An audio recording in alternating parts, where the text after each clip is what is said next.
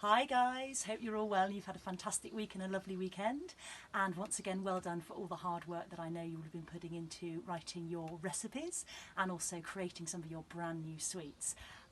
This week you might notice that I've chosen a slightly different location for the video because I wanted to seek and find something sort of quite special to me, and it's this object here. Which some of you may know is called a tuck box, and if you look really closely you'll see that this was actually my tuck box when I was 9 years old. My initials and my name here, E.M. Maddock, before I got married.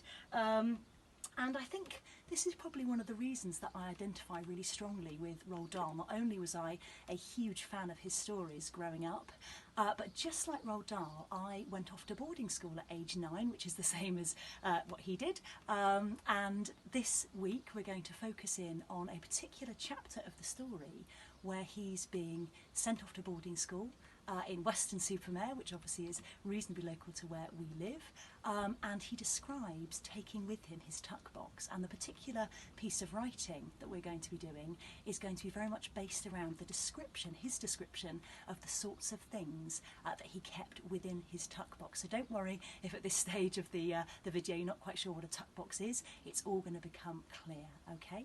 So I'm just going to now read all about his first day at his new school, his boarding school, which was called St. Peter's. In September 1925, when I was just 9, I set out on the first great adventure of my life, boarding school.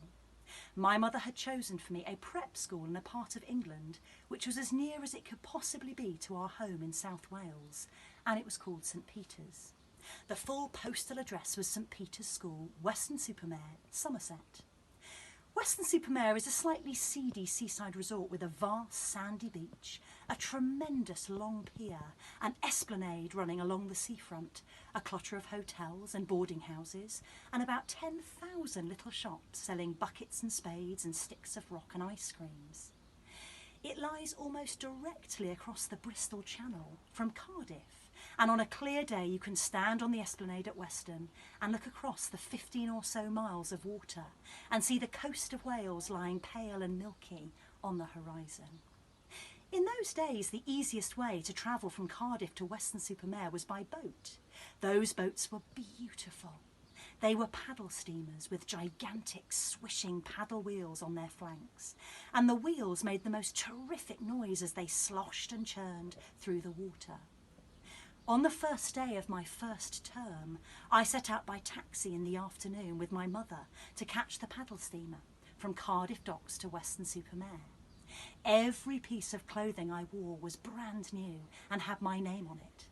I wore black shoes, grey woolen stockings with blue turnovers, grey flannel shorts, a grey shirt, a red tie, a grey flannel blazer with the blue school crest on the breast pocket, and a grey school cap with the same crest just above the peak. Into the taxi that was taking us to the docks went my brand new trunk and my brand new tuck box, and both had R. Dahl painted on them in black. A tuck box is a small pine wood trunk which is very strongly made, and no boy has ever gone as a boarder to an English prep school without one. It is his own secret storehouse, as secret as a lady's handbag, and there is an unwritten law that no other boy, no teacher, not even the headmaster himself, has the right to pry into the contents of your tuck box. The owner has the key in his pocket, and that is where it stays. At St. Peter's, the tuck boxes were ranged shoulder to shoulder all around the 4 walls of the changing room, and your own tuck box stood directly below the peg on which you hung your games clothes. A tuck box, as the name implies, is a box in which you store your tuck. At prep school in those days, a parcel of tuck was sent once a week by anxious mothers to their ravenous little sons, and an average tuck box would probably contain, at almost any time, half a homemade currant cake, a packet of squashed fly biscuits, a couple of oranges, an apple, a banana, a pot of strawberry jam or marmite, a bar of chocolate, a bag of licorice all sorts, and a tin of Bassett's lemonade powder. An English school in those days was purely a money-making business owned and operated by the headmaster. It suited him, therefore, to give the boys as little food as possible himself, and to encourage the parents in various cunning ways to feed their offspring by parcel post from home. "By all means, my dear Mrs. Dahl, do send your boy some little treats now and again," he would say. "Perhaps a few oranges and apples once a week." Fruit was very expensive. "And a nice currant cake, a large currant cake perhaps, because small boys have large appetites, do they not? Ha ha ha! Yes, as often as you like, more than once a week if you wish. Of course, he'll be getting plenty of good food here, the best there is, but it never tastes quite the same as home cooking, does it? I'm sure you wouldn't want him to be the only one who doesn't get a lovely parcel from home every week."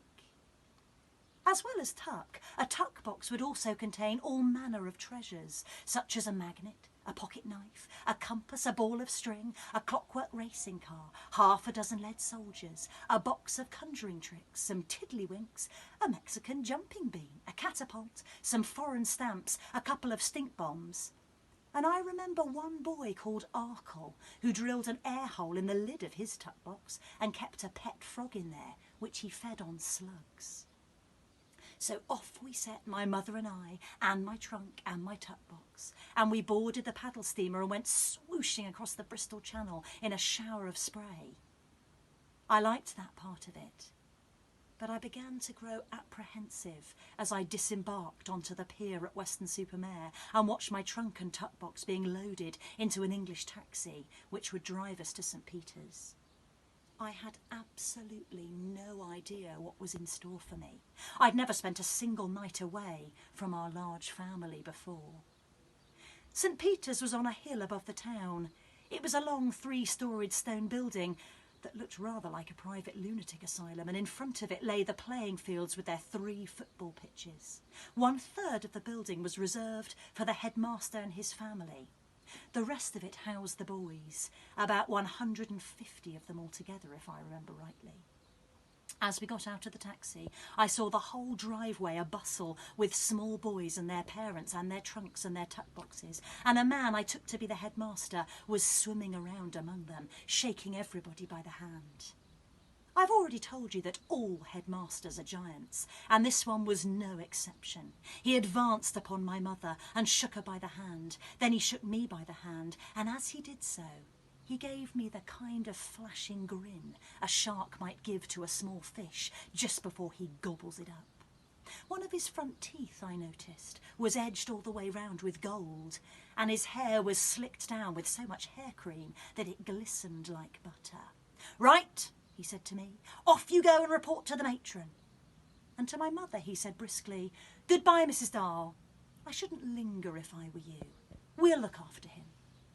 My mother got the message. She kissed me on the cheek and said goodbye and climbed right back into the taxi. The headmaster moved away to another group, and I was left standing there beside my brand new trunk and my brand new tuck box. I began to cry. And that's where we're going to leave the reading for this week. So you may well have noticed that within that chapter we embark on what I would describe as an interesting list. Roald Dahl uses a couple of really long lists there within his writing to give lots of detail about the sorts of things that are contained within a tuck box. And that really is going to be the basis for our writing this week. I'm going to put together a little PowerPoint presentation that you'll find on the website with some sort of little voiceovers from me as well, some little explanations to exactly what the task entails. But we're going to use this as the basis to write our own interesting lists. And as I say, lots more detail will be contained within the PowerPoint slides that you'll have available to you. So good luck for the task this week, guys, and I will speak to you again soon. Bye!